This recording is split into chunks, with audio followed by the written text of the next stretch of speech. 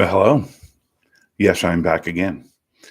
I had to take a couple of weeks off. We were traveling, and unfortunately, the Wi-Fi at the hotel we were at was not strong enough for a live stream. So, and honestly, I was kind of getting, I don't want to say bored, but I felt like I was doing the same old thing over and over again. This cruise line took this port out, that cruise line took that port out. This one got delayed for this, that one got delayed for that, and it it wasn't what I wanted in a live. So I was rethinking things, and now I'm going to do things a little bit different. So now on, I'm not going to give you the normal, okay, delays and reports and different ports and no ports. Now it's going to be strictly, let's call them unusual stories about cruising. Now, it's still about cruising, but now it's going to be more about like, what the heck were you thinking kind of stories. So let's go ahead and get started. I got four or five of them to talk with you about today. So, um, um, from fake bomb threats to pirate alerts and a guy who dropped $1 million on a cruise ship from Craigslist, you're not going to believe what's happening at sea this week. This isn't your average cruise news roundup. I've got five absolutely wild stories, and no, I didn't make any of them up. We're talking about a teenager called in a bomb threat over vacation. Over vacation FOMO, a luxury ship caught in a cyclone, a woman, wow, living on board for free, and passengers literally bouncing around during a 40-foot wave ride. Oh, and one guy's got $1 million floating disaster. So let's buckle up. This is going to be a weird one. And make sure you stick around the end because I'm going to be sharing this one story that's got cruise lovers everywhere saying, wait, people actually do that? You don't want to miss that one. So let's get started. Love, pets, and bomb threats. A cruise tale gone awry. So this actually happened last year, but I'm talking about it now because uh, you'll get basically, he just got sentenced. So a 19-year-old Michigan man, Joshua Lowe, emailed a fake bomb threat to Carnival Cruise Lines. And it turns out it was all because he was feeling pretty salty that he wasn't invited on the cruise with his girlfriend's family. Yes, you heard that right. He was left behind to pet sit. And in a plot twist no one asked for or could have thought remotely possible, he decided the next best move was to shut the cruise down. So he emailed in a bomb threat. So this hoax led to an evacuation of the ship. They searched over 1,000 staterooms. They had involvement with the U.S. Coast Guard, Jamaican authorities. Like, this was a big deal. You might have even heard about it in the news. They eventually tracked his email, and Lowe's was caught. He confessed, and he just recently got sentenced to 8 months in federal prison. I hope the pets appreciated his efforts to get their mommy home. Don't do it. If if you don't get invited on a cruise, I don't care how old you are or how in love you are, don't call in a bomb threat. Just don't. It's not going to end well for any of you. Okay. So next up, Craigslist cruise ship from dream to demolition. So I thought this was quite interesting. Um, Chris Wilson bought a 293-foot cruise ship, the Aurora. He bought it on Craigslist back in 2008 because, man, why not? He decided he was going to restore the ship.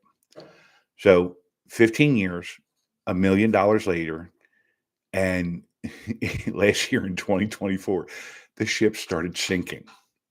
So despite all his dreams of a floating museum, the ship was finally demolished earlier this month, and it took his decades-long dream with it. And Mr. Wilson mourned its horrible death like it was a Titanic sequel nobody needed. I get it. Dreams, that actually sounded pretty cool, but I'm wondering if he, had like a structural engineer or, somebody who knows anything about hull integrity look at the ship before he bought it. Oh, well, he's got a good story to tell at least. Now, this one's not funny. This one is more in the oh my gosh category. Um, the Drake Passage delivers. Passengers experience an oceanic rodeo. So, the ship, the Ocean Explorer, was going through the Drake Passage. Now, if you're not aware, Drake Passage is infamous for, to put it mildly, rough seas. So, literally, as they were going through, the ship and its passengers experienced 30 to 40-foot waves. Now, for those of you who don't know or aren't aware, those are some massive waves. I mean, think about, 3 to 4 stories tall. Waves, wow, Now, Ocean Explorers, good sizable ships, got great stabilizers on it, but still, no cruise ship is going to weather that storm, yes, pun intended, without some, let's call it discomfort.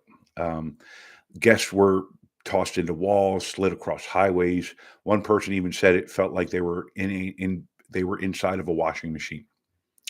Um, so yeah, unfortunately, this chaos was part of a luxury Antarctica cruise, which is for people who pay thousands and end up getting pummeled by the sea. It's not funny. I'm sure there were some injuries, and I wish all those people that were injured well, and I hope they're better by now. Um, Now, one passenger did say that he described it as the trip of a lifetime, and hopefully it's a once in a lifetime kind of thing. Um, but I've been on many a ship, and I've been through some interesting seas in the Navy, particularly in the Navy, where they don't really.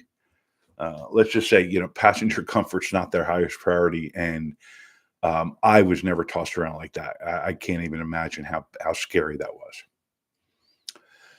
Next up, let's talk about a cruise life hack: living aboard a cruise ship for free, but you got to wear a badge. So, Christine Kestelou lives full time on a cruise ship. Yes, full time. And she does it for free. Well, how? What's the catch? She has to wear a badge, and it's basically the badge shows her cruise status because her husband worked for the cruise line, and because of that, she's now able to live on board for free.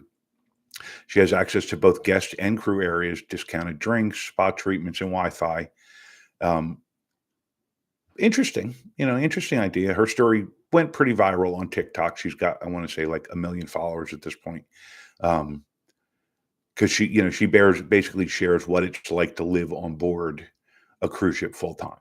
So um, she doesn't get paid, but she doesn't have to pay rent. I think that's kind of a fair trade. I don't know. Personally, I would love to try. Hey, Alex. Yeah, I've also heard some pretty, let's call them interesting stories about getting through the Drake Passage. It gets wild out there, from what I understand. Hopefully, I'll get to find out one day, but not with 30-foot seas. Let's see. Next up, I don't know if you heard her, but my wife in the background said, "Yeah, she's not doing that." I don't blame her. Next up, let's talk about this cyclone Tam that threw a wrench into this one particular cruise itinerary.